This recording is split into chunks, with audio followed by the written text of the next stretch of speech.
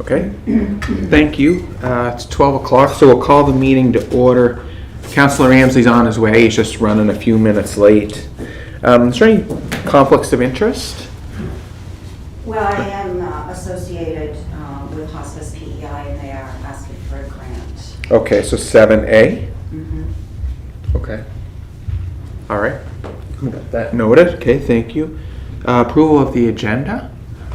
Have it moved and seconded. Thank you very much. Adoption of the minutes from November 3rd that are attached. Moved by Councillor Bard, seconded by Councillor Duffy. Thank you. Tenders. 5A, supply and installation of the new Charlottetown City Hall office furniture workstations. That's information's in here.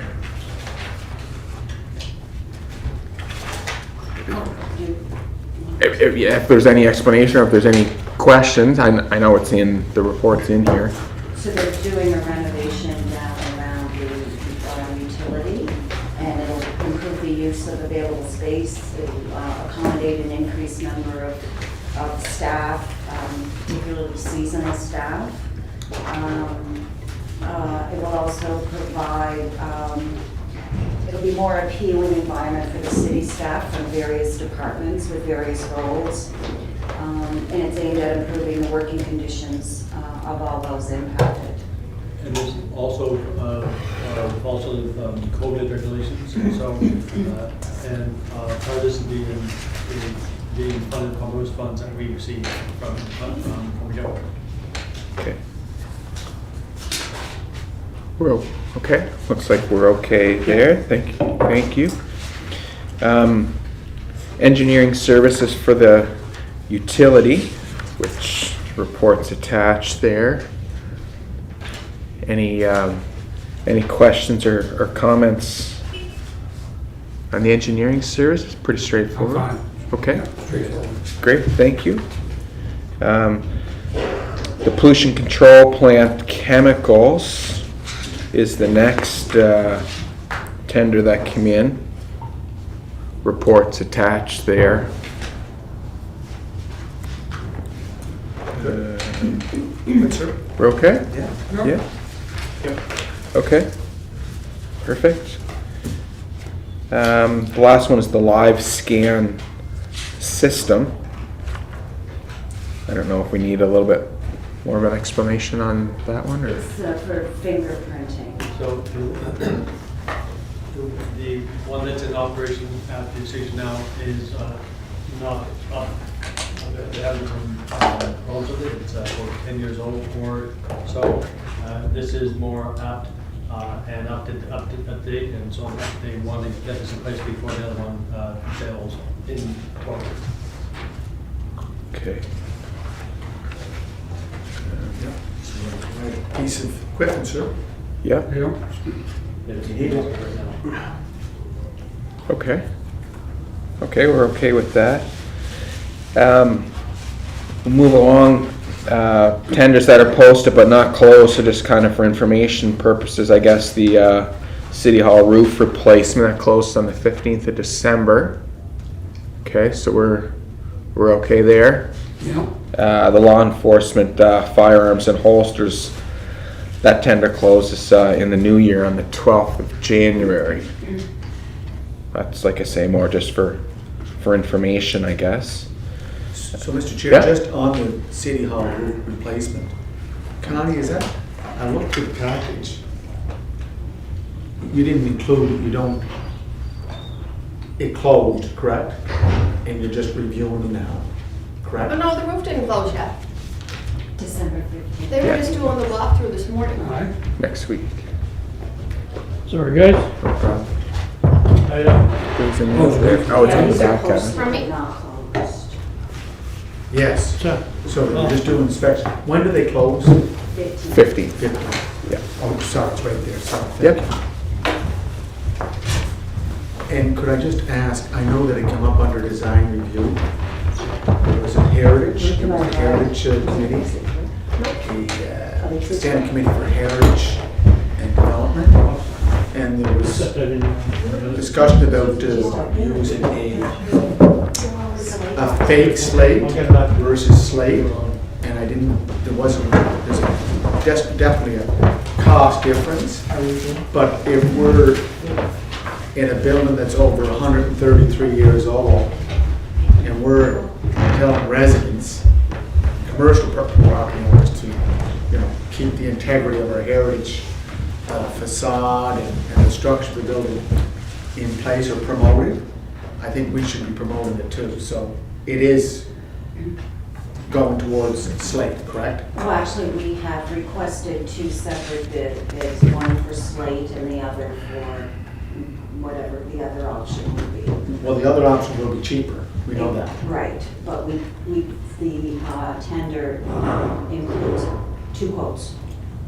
One done with the slate and one done with, With the cost, or- But I'm clear, the direction was clear from the Heritage Committee that it would be, we're going slate. but that, okay, is council's decision.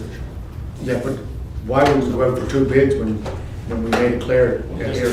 It doesn't cost anything more to put in a bid for slate. And No, I know that. For the cost, like, we'll come back to the council and we'll have to make that decision. What we're going to see, it's gonna be cheap to go with fake slate.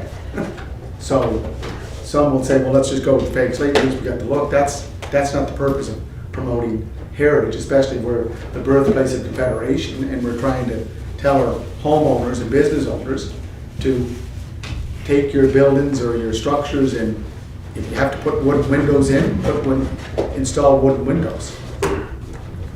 What building is this? Here? Here, Oh, this one. Oh, I thought you were talking about the one down the corner. Oh, and can't we? Okay, thank you. We're on CI, or C1. Yeah. Little slow. Chair, Yes. and I think just to go a little bit further on to what you're saying, Your Worship, I think there also is that piece where, we do allow for fiberglass windows we do. to be installed that have the look, if you will, of a wooden window that has the longevity and lifespan. Maybe this could be something similar where it's not, I call it fake history. But, again, a product that maybe is a bit cheaper, yet has that same appearance as a fiberglass window would versus a wooden window. I don't know, I'm just saying, maybe that's the thought process. But Councilor, the point I'm making is the committee, Yeah. the Heritage I- Committee, Yeah, made yeah, up of volunteers and councilors, made a decision to go with slate only yeah, for the bid. But instead, we go out and go for two bids, and we know what's gonna be the cheapest. It's no different than the design review when you were the chair. yeah, And we said that the Fitzroy Parkade Yeah. needs a facade that reflects the downtown, and that was passed 2 years ago, and we still haven't acted on it. So, Part of the just got the budget. yeah, but 2 years later, but I'm just saying that if we're gonna be doing it, and we're gonna be listening to these advisory groups, listen to them or just send them home. Thank you, Mr. Chairman. so I agree that both have to be held to the same standard, what we hold for our residents, but again, if the standards are loosened a bit in the sense of the fiberglass versus wood, then there'd be nothing wrong with the city following that, as long as that there's, again, equal treatment in ourselves as we're expecting for our We residents. should be practicing what we're preaching. Agreed, but that's what we would be doing that, just to make sure that we are doing it. Thanks. Okay. Great. We'll move on to 6A, Enterprise Fleet discussion. We asked to put that on the agenda last month. Councilor Rivera. I'll ask the question, I guess, that that everyone's willing or wanting an answer to is I've been told that the Automobile Association is happy with what's going on and just being okay with moving forward. I guess my question is simply, is that true or is that false? And I don't know the answer to that question, I'm just asking if it's true or false. I haven't heard from them, I just heard that they were happy with. I thought there was an email that came in saying that they weren't happy or satisfactory with that decision. Yeah, there was an email that was coming, I think it was sent to all of us, Yeah. from the Prince Edward Island Automobile. Yeah, but I Yeah. think I asked a staff member after that, because I think there was a conversation take place, and I was told that maybe there was some satisfaction brought from that phone call. I don't know, I'm trying to find out, because if again, if they're not satisfied, then missing something, and I'd love to be able to kind of fill that gap in. So after the last discussion, staff did meet with Enterprise, and staff did meet with the dealers as well, as I understand. They answered all their concerns, whether or not they're 100% happy with all the outcomes, and they did have to, there were some misunderstandings from the dealers, because I understand was also clarified in terms of some of the issues raised by them. And so staff did meet and went over them. And as we speak today, council instructed us to sign, to enter into the contract 2 months back. The contracts had been signed, but as you're also aware, council can end that at any time. But we get into the queue for this year's ordering for next year, because things are scarce now. They're aware that it's signed. They're trying to find inventory, from what I understand. I'm not sure if they're going to be able to, but they are trying to meet their obligations. But staff did follow council's instructions and met with them after that process was brought forward. Mr. Chair? I saw Councilor Vard's hand first. Sorry, Yeah. just a quick follow-up. So thanks for that, Mr. Kelly. I guess my question then is, I get all these conversations are taking place, but why isn't all of council made aware of the new information or the shortfalls, all this type of thing, before we're asked to make decisions? Because this whole thing, I'm going to be brutally honest, because I don't sit on Public Works and I don't sit on the right committees. I know nothing about this, very little, except that I'm getting calls and complaints, and I'm being told that it's okay, Greg, it's okay, because we're having conversations behind the scenes and everything's okay with a little tap on the head. And yet again, I'm expected to make these decisions, and I don't know enough about it. So I guess I would like to see something where it says, here's the Automobile Association's concerns, here's the conversations that took place, here are basically the outcomes, the direction we'll take, here's where we fell short and where the Automobile Association is still not pleased, whatever it may be. I'd love to see something like that before. So we can send you, if I could, Mr. just the information that we received from the staff, from Mr. McBen, and also from Enterprise. From what I understand, they did respond. I do know that they met with finance and with Mr. McBen to go over some points. But I will provide you with that information. So sorry, Councilor, just so when they say meet with finance, not with finance committee, because Kevin, have you? It's an operational. I never heard a word. Have you seen anything, Councilor? Go ahead. Have you seen anything? It's an operational. I know, Mike. I think you sit on Public Works, so I think you probably see it. No. It's an operational. I said a public use, so I never got it. We will get you that. It's an operational piece, but we will get you that information. I appreciate that, and listen, I'm not saying that the work behind the scenes isn't done right, and I'm not saying that's done wrong. I'm not saying that. I'm just my point is that councilors, elected officials, are the ones getting the phone calls. We're the ones that ultimately are accountable for this with the associations, with residents, and I just again I don't have enough information to be able to offer. I'll provide you with what I have. Yeah. Okay. I'm done. Thanks. Councilor Duffy had his hand up. Thank you, Mr. Chair. I asked Stephen McFadden for the most recent up-to-date written situation on it, and he provided it to me. And I think one of the main things that was pointed out with the latest talks with the Automobile Association was, excuse me, they were judging past practice with the rental agency, that's Enterprise rental agency, and I guess they had some pretty stiff rules and pretty obsolete approaches to things. When this who we're dealing with, the city council is dealing with the leasing, which is a whole different ball of wax. There may be, I don't know, the executive director may have had, they outlined in red what the issues were. Now, I don't know if those issues were generated because they thought they were dealing with the same rental agency or the leasing. Anyway, the attachment had some commission or something that of all the things that were there, there's this little red thing there. But the way I look at it, I mean, I'm not in the market to buy a new car, but the way I look at it is, if we have this escape clause that we wake up some morning and these people are not being fair to our dealerships and that sort of thing, we have an escape clause with no penalty. So if there's one little red block with a 2% commission or something, I don't know. I know a very small number of a very large number is a big number, but I'm not downplaying it. But I mean, they were really down in the weeds, as according to that things had settled out with the exception of this little mark. And if it proves to be a deal breaker, we just cancel the contract. I don't understand what the problem is. And the contract has been signed off, Mr. Kelly. So I mean, if you want to be charged with breaking contract, I mean, that's all I have did, and that's the truth. I got it from Mr. McFadden. So I can forward on to Councillor Rivard exactly what I got. He can see it, but I don't know how far you have to go to please the organization. I really don't. Thank you, Mr. Chair. Thank you, Chair, and thank you, Councillor Duffy. Again, it's not about pleasing the organization. It's about, not knowing enough information personally about this.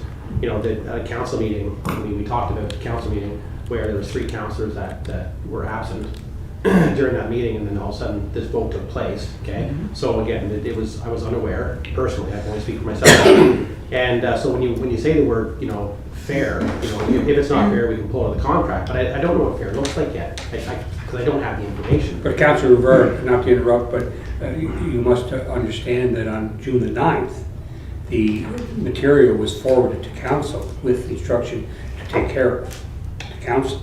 That was on June the 9th. So, and it had been at this finance committee on March 31st. So it was here twice for discussion. And the June 9th package is what the vote was taken on. You're right, but there was no recommendation from Finance Committee, because Finance Committee still felt that there was unanswered questions, if you will. I don't think so. No, they would have answered the questions or noted that there's unanswered. But I don't think they there was just a said to look after. Yeah, but I don't think there was a recommendation made by Finance Committee, if I'm correct. Well, Yeah. that's not council's fault. No, and I guess I'll jump in here, and that's where I was a little bit confused too, because if you go back, it was a special meeting of council, and this is what I'd kind of like to get cleared up also. It was a special meeting of council. The agenda was to discuss enterprise fleet. Above that section was 3 resolutions. There wasn't a resolution to be voted on for enterprise that night. So I don't know how it got added to the agenda. I guess that was my first question when this came about in August. How did this get on the agenda in a special meeting of council? So 2 things on that point, Mr. Chair.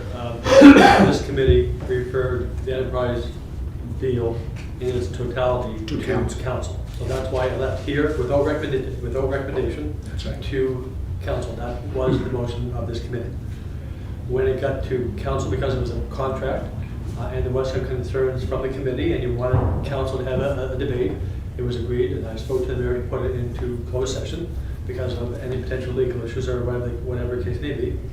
Council then dealt with it, and then they came out, and as all closed sessions, it's added automatically to the public agenda because it's If there's a resolution. If there's a resolution, it follows up from the closed door to the open door, and council then voted on it publicly. So that is the process from here to council to the floor. And Mr. Chair, I'm interested to add to that, Mr. Chair, is that anytime you see on file a resolution that's handwritten, usually by Mr. Kelly, that means that there was no resolution envisioned when that agenda was put forward for a meeting of the entire council. And you can look in the file, you can see the Highfield Women's Institute. There's a handwritten resolution in there allowing them to add a sign to our city hall sign, our old sign out there, the Winslow sign, I guess. That's in handwriting. Another one is the removal of, or the replacement, one decision that was made, the 10-0 to make him, John A. McDonald, stay where he is, or was it the one that took him out? Anyway, there was a handwritten resolution which was voted on. Council. That means there was no intention that night going into the meeting. And the final one, which is recently with the facts, our inoculation for pandemic, or for the pandemic, within the city council here. That's handwritten because there was no intention. We went in to discuss it and it turned out, so it's not unusual for a discussion to turn in, because there's a agreement amongst council. It's not unusual for a handwritten, and can you back that up, Mr. Kelly, that they're handwritten right on the spot because they weren't anticipated to be passed that night? So that's not a valid reason to, to Okay, so if I just, thank you, Councillor Duffy, thank you. So Peter, so two things, I guess we'll ask the lender right here.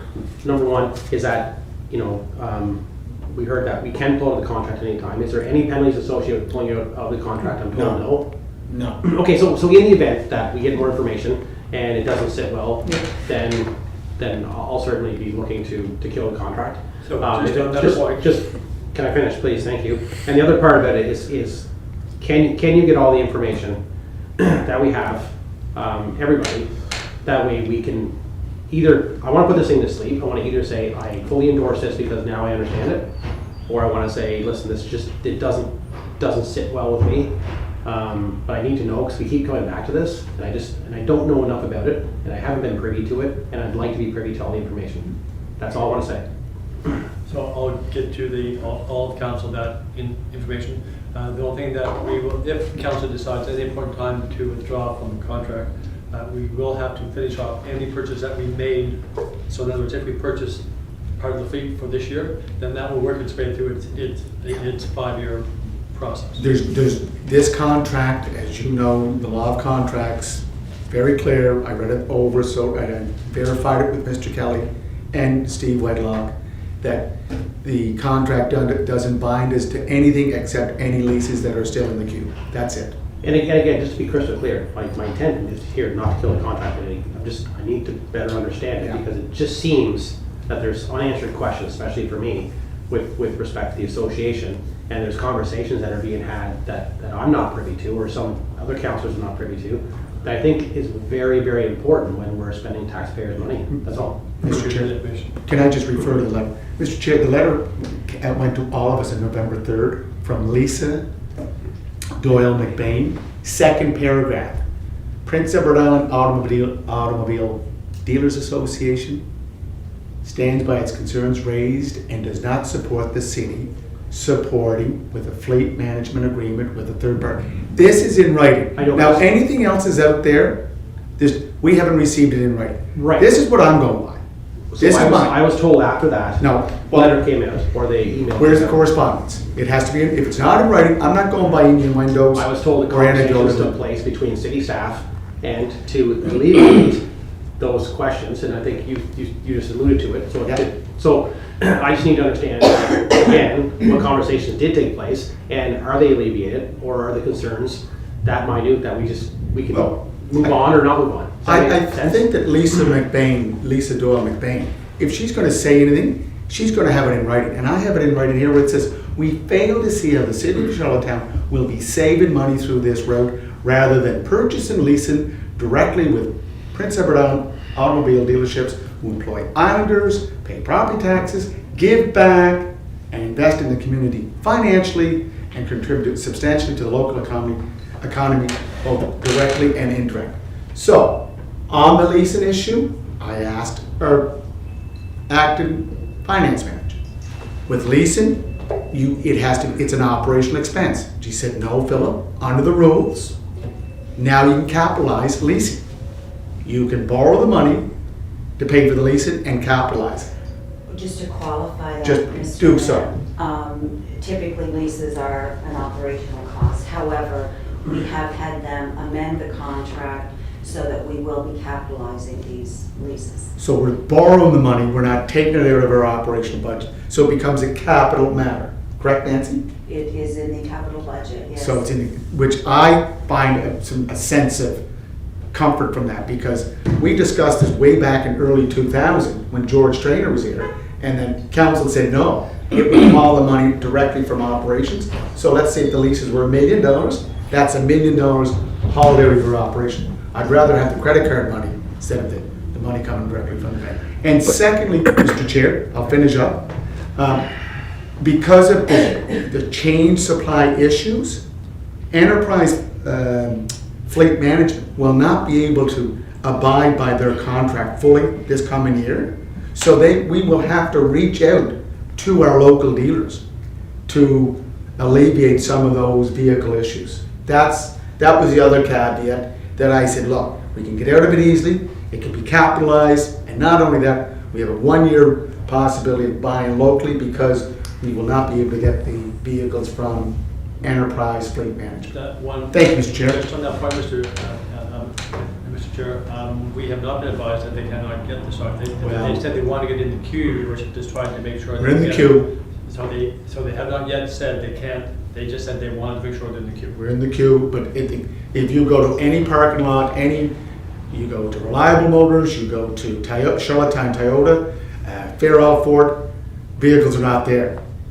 They're not there because the supply chain is so backlogged. So it'll be the same as Enterprise Fleet Management, no different. They're getting cars like B. Alex McDonald, Brent McClellan, or Brad McClellan. They're waiting in the same lineup. Anyways, thank you. Okay, let's put this to bed. We've been dealing with this for about a year, and I'm like Councilor Rivard, I did not receive emails. One of our requests was when Public Works, and I said Public Works was in, to send us all the information once they talked to the dealership. And Councilor Duff, you said you had a phone, Steve McFadden. Like somebody dropped the ball that we all never got the information. That's the only thing that I'm saying right there. And I think we should all have the information, like Greg said, and but like we've been beating this to death for a long time. Mr. Chair? Yeah. Mr. McFadden was our spokesperson on this issue, for Public Works, and I mean, if you have questions, you phone the spokesperson that was dealing on our behalf, and he was quite happy to I follow. mean, he stated though, like that meeting that he was gonna send us out all the email after talking to them. Yeah. But we shouldn't have to ask The him. guy didn't receive one. But we shouldn't have to ask. That's the thing. Well, is that when you have yeah. these conversations, Yeah. and That's my and point. we know it's a hot topic, if you will, Yeah. and you know there's questions that are Yeah. unanswered. Each council member shouldn't be required to have to go ask a staff No. member individually. No, we're not chasing staff down. The It staff- should be something that just says, hey, listen, this is the conversation we had. Yeah. You know, we're gonna follow up to the November 3rd email. We had discussions with. But if you're curious, you will ask, what's the latest? Oh, I'm curious, but I agree. I shouldn't have to, right? No. Knowing it's a question that. His people are statement was asking. getting back to us, so like he was gonna get back. Let's face it. And I'm not There's knocking two Mr. groups McFadden. here, there's Enterprise and there's us. And both groups are on probation forever. Literally, either one of us can pull the plug at any time. So anytime that the PI Automobile Association is feeling hard done by, council can decide to pull the plug. So what I can't also think don't of get a information. safer. What I'd ultimately like to get to, Duffy, is a point where we have a great deal for the city, okay? And we have the association who we dealt with forever to give their blessing, as saying that, guess what? You know, we're okay because we're still gonna benefit from this. Because I always say that a great deal is when everyone wins. Right, Councilor Byrne, they will not say that, they will always say, I think, we're not happy with this situation. Then council, at But that then they point, don't give you any reason why. that's what I need. I want to see Well, they won't, yeah. where the discrepancies are, where the concerns are, and then council is left with a decision to say, do these concerns, are they valid enough to kill a deal, or are they just basically just concerns that local establishments Okay. have? Excuse me for 1 second. Your worship, can you read the paragraph that Lisa McBain sent to you in that regard? The 10th of November? Councilor Rivard is saying? No, what did the paragraph you read 10 minutes ago say? Oh, I remember that one. No, just let her read it. I want to hear what concern she has, other than she's not happy.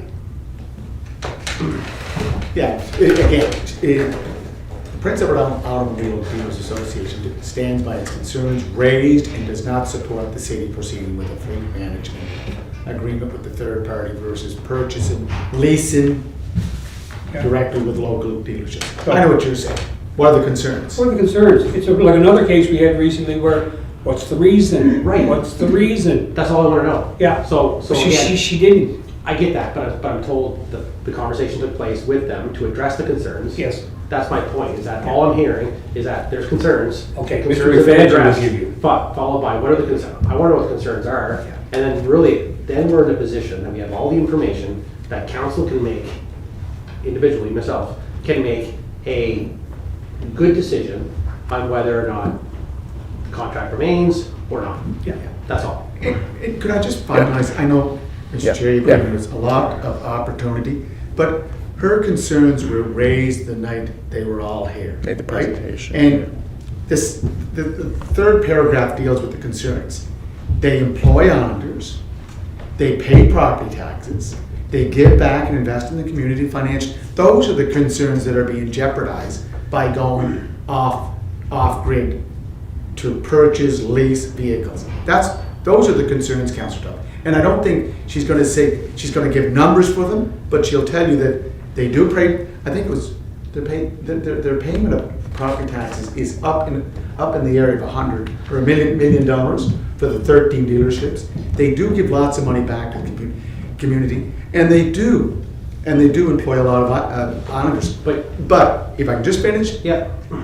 if they don't have the income from the sales of their vehicles, then those concerns are gonna be affected. Now, your worship, I agree, so, okay, but again, the validity of those concerns comes down to the fact that we heard, I think it was maybe Councillor Bernard at one point, or maybe a staff member, talk about how all these cars and these vehicles we purchase from these local companies. Exactly. So if indeed that's the case, Yeah, then, again, if that is the truth, that's right. then that concern is really kind of, should be almost eliminated, because they're still a recipient of the deal. Revenues. Just through someone else versus the city directly. That's what Mr. McFadden's saying in his documentation. That's the type of stuff that we need Plus clarity the on. warranty work. But that's all stuff we need clarity on. That's right. So we don't have. In writing. That's right. Correct. And you will have it from Mr. I just think that we're just, like, we've been kicking this guy. We're chasing after the Road's tail. law. Get it in writing. There's a clause, and there's a contract, and this is my personal opinion. And I know a lot of dealerships, but I'm not getting phone calls from them and roaring and screaming. But the thing is, there's a contract there. If we at any time are not satisfied, no matter if the I is not dotted and the T is not crossed, we can get out of it. So it's a win-win, really. I mean, that's just put it simple. I mean, we can walk away from it very simple. And if we walk away from it and we need 4 vehicles from Live Motors and we order them through them, do you think they're gonna say no? So, like, it's a win-win. But I'm still like you, Greg, I don't receive any information. Okay. Okay, but anyway, it's been going on too long and it's very So, research. yeah, the information's gonna be forwarded out to Yeah, everybody. I agree. Thank you. Mr. Chair. Thank you. Okay, grant 7A, is Hospice. hospice. You should step up. I might keep going, I'm just saying. Close the door. Not go with it. We're joking. Don't get started. You're just in time out for a bit. Outside the principal's office. Okay, so we have a grant request, the letter's attached from hospice, looking for 10,000. I don't know who wants to start, I don't know what we gave last year. It's nice to look at everything all at once as opposed to these one-offs. I've said that before, but like I say, we can open it up for discussion and see where So what I understand, Mr. Chair, this is a new ask. a new ask. That they didn't receive anything that I'm aware of Okay. before. And I understand that this is a one-off, and they're looking for, because they're moving from the hospital Yeah. site to downtown, and looking for help. So, I'm not aware of that they've got any donation or any grants from previous years. So, Is this time sensitive, or is this something that can wait as part of the I think the they're budget looking process, for- or? Because they're moving this fiscal year, Okay.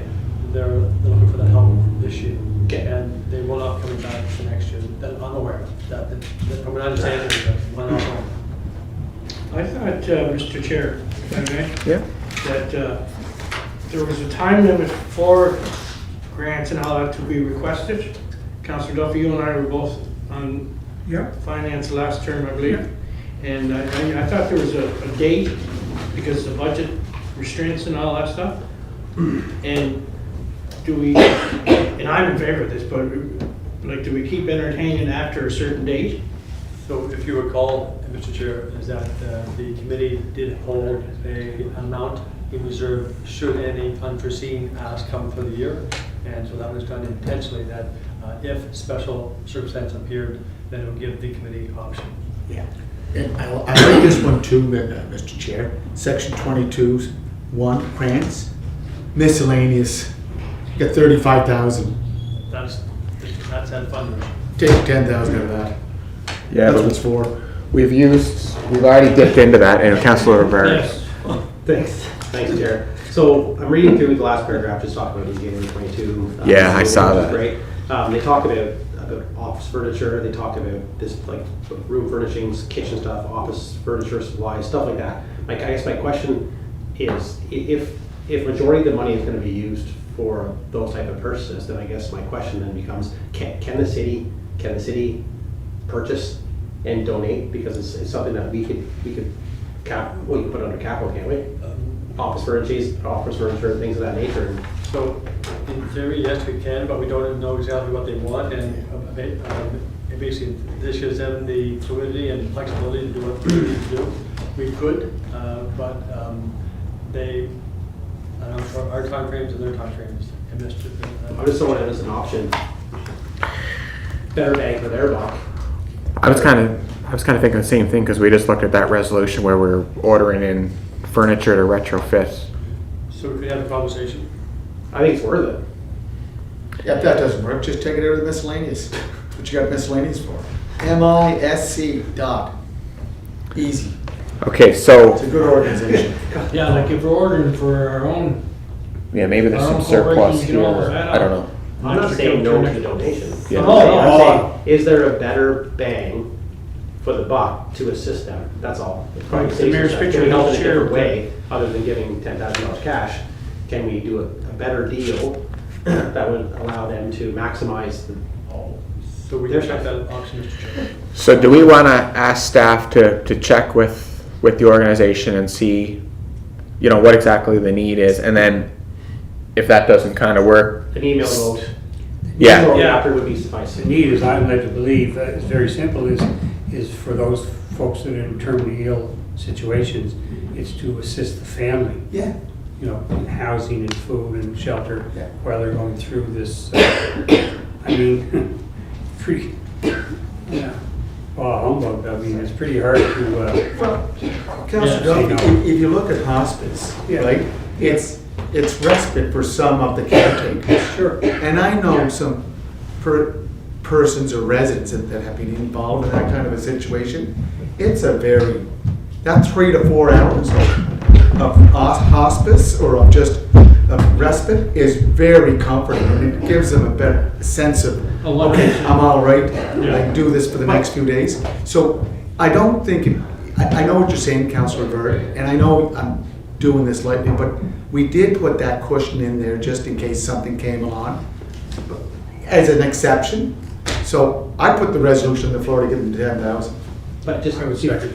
okay. We got four. Yeah. We got a Yes, resolution. I still want to, but again, I think, I just want to be clear about something. It's, again, they've never asked for money, I'm told, in the past. No. So I'm saying that they're asking for 10,000, not against the 10,000, I'm saying if they're looking for $10,000 for what they did in here, okay, which is furniture, things of that nature, then I'm saying that maybe they can get more by going through the city and taking advantage of some of the prices maybe we can get, or through the capital budget, they can. Good point. That's my point. I'm not saying the $10,000 is a bad thing or a donation. I'm saying yes to the donation. I'm trying to maximize the value for them. Right. Because they said it's a one-time, it's not like it's a 10,000 every year to help families in need. This is about replacing furniture, which ultimately helps, but it's about that kind of stuff. And if it's only that, I think that we could, I think we can give them more bang for their buck through something like through the city. Does that make sense? It does. And Mr. Chair, if I could just add to what he's saying. I know of some NGOs, non-governmental organizations, they don't buy new stuff. To keep costs down, they go to Habitat for Prince Edward Island, or they go to the Bible store on Allen Street, because they can push their buck or their money much further. Yeah. Look, Councillor Revert, I understand. Just a caveat, we can put that in there if they want to side with us, but I'm saying just move the $10,000. Councillor Verde, where did this thinking come from? Like, is it part of the package? It is, it's in their letter. Yeah, in the back Yeah, page. they just said that they're We moving didn't in get that January. far. Yeah. And they talk about all the stuff that they're gonna need. So that's why I'm saying that, Okay. and until I read that, you're right, it was a straight $10,000 ask, but I'm thinking, geez, is there a way that we could do better? This doesn't happen very often, but I I'll agree agree with with Jack. his worship. No, and Yeah. that's fine. We offer our services. Yes. Along with the 10,000. Yeah, no. We had 10,000 value of furniture and or cash. That's a good way to Yeah, put it. that's good. It's either or, right? We don't have additional ongoing service support, that's not our No, responsibility. I didn't mean that way. I meant if we were doing something they were doing, they could piggyback on us. We do it all the time. Let them give, let May them have combination the of choice. cash and or furniture that may be left over. Yep. Okay? We'll deliver the check. Yes. We're okay? That's Okay. great, yeah. All right, That check pretty much. perfect. By the way, Mr. Chair, I just, Mr. McFadgen's letter to me, well, to the world, on September 20th, I just forwarded it to you all, September, 20th. but our letter from her was November 3rd. Well, this is after the final meeting, Mr. McFadgen. Yeah, they were back. Oh, so there wasn't another conversation Yes, after it was. that? Yes, Yeah. it's November 3rd. We'll get you the information, folks. Okay, Well, I gotta, give me chronologically, believe it or not. Okay, all right. Yikes. okay. Do you need a resolution for that? Or is it passed? No, I think with that, Kevin was okay. Okay, Yep. let's move on. Yes. This is coming. Budget transfer, A, utility. So there were some unexpected repairs and they should have had to be done. And so you'll see that and the correct power cost allocation, there's a wrong calculation there as well. So there's 493,400 going to power, and there's 90,000 going to equipment and repairs. Okay, And on the other side, the biggest one Budget is power too, so it's just going from the power one to be adjusted in the proper categories. So, Mr. Chair, I looked at this. yes. So when I look at power, is that electrical, diesel? What are we talking about?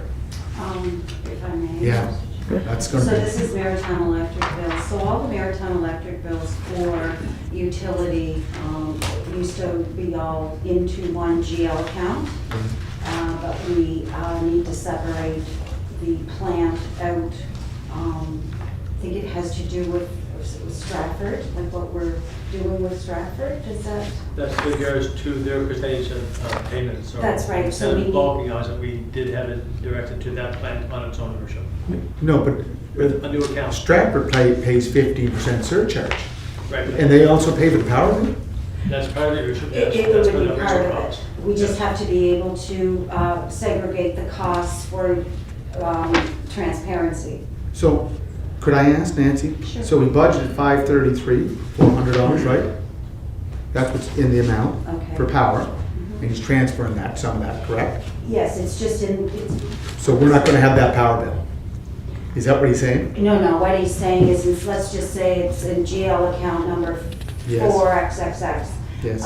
We're switching it to number 5XXX. We still have to pay the bill. Oh yes, we still have to pay the bill. It's just an accounting issue. So they took the bulk amount of worship and opened up another account for the plan specifically, so that when there are cost allocations, that will be calculated for Stratford's portion as well, plus the other costs that we want to track at the plant itself. So Stratford pays their associated costs, and because of that, this now has its own account for that purpose, and not a bulk account for all power It's costs. going to 18 Riverside Drive.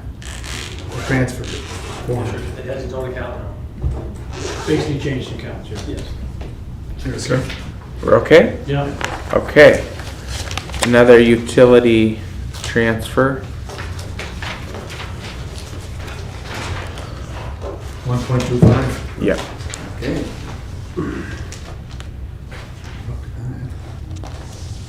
So do we need an explanation on, You have it financing? Well, it's, the boiler's included in the upgrade project. So this is to, there's additional fill required.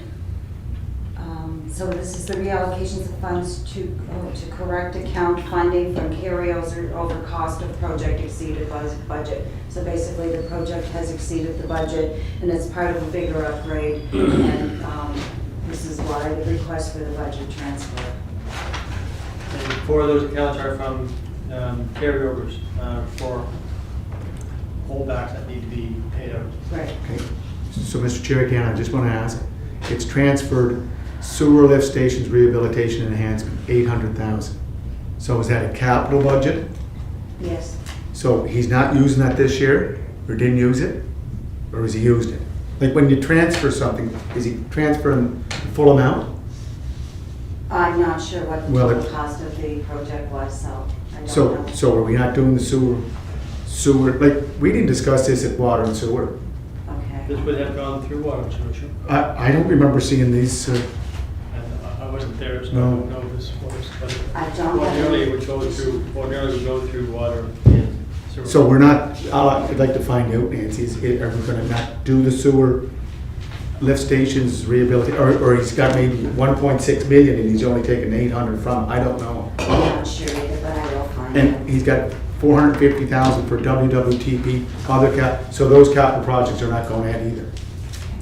And then East Royalty Lagoon enhancements, is that one covering holdback and additional fill? So it's a 400,000 additional money that has to be used for that landfill, or for that fill in the East Royalty Lagoon? Actually, what I will do, Mr. Mayor, is get the details of all of these and get back to you. Like, we're moving a lot of money around there, Mr. Chair. I thought sorry, Peter. I don't think it's not increasing the capital budget. No, so he's not doing the sewer lift stations. Again, I see that there are payouts to the holdbacks, and that adds up to be about $500,000 worth. Yeah, it's because, The amount. and Mr. Kelly, correct me if I'm wrong, because of the 13 projects that we submitted to ICIP, I think there were some sewer lift stations in that, were there not? So now we're transferring money? But there is many different I know. decisions, so this may not be the same one. Oh, So I so- just emailed, and Mr. the QNC is downstairs, I think he can come up, but waiting for an answer. Okay. Okay, we'll just park that one then and see if we get an answer back. Okay, next one is from Parks and Rec, $8,250. Yeah. We're okay with that? Yes. Okay. And the last one is an IT one from, that's the police Yes. fingerprint machine that we talked Yeah. about earlier. So we're okay there? Good. Okay. Okay, well, while we're waiting, we might as well move into, get a motion to move into closed session as per section 119. Moved. I'll move it. Thank you. Second, perfect. Sorry about that. I have a pre-existing respiratory condition. And there's something about this building that just honestly gets me coughing in a way that I don't. So hopefully I didn't terrify the public. Oh, no, That I'm no. diseased or something. But Well, I know this